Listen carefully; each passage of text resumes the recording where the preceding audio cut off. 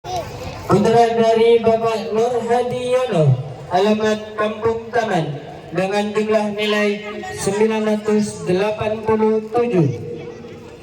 Juara kedua, Naura Putri Fajria, putri dari Bapak Sanawi, Kampung Lagu, dengan jumlah nilai 975. Dan juara ketiga, Muhammad Reza Hidayatullah, putra dari Dedi Fitrianto, alamat Kampung Taman, dengan jumlah nilai 962.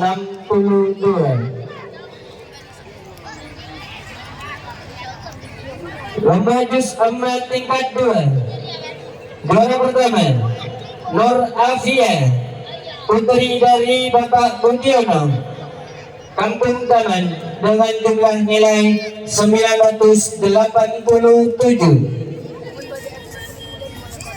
Juara kedua, Siti Nur Hakimah, putri almarhum Bapak Fauzi, alamat Kampung Taman, dengan jumlah nilai 907.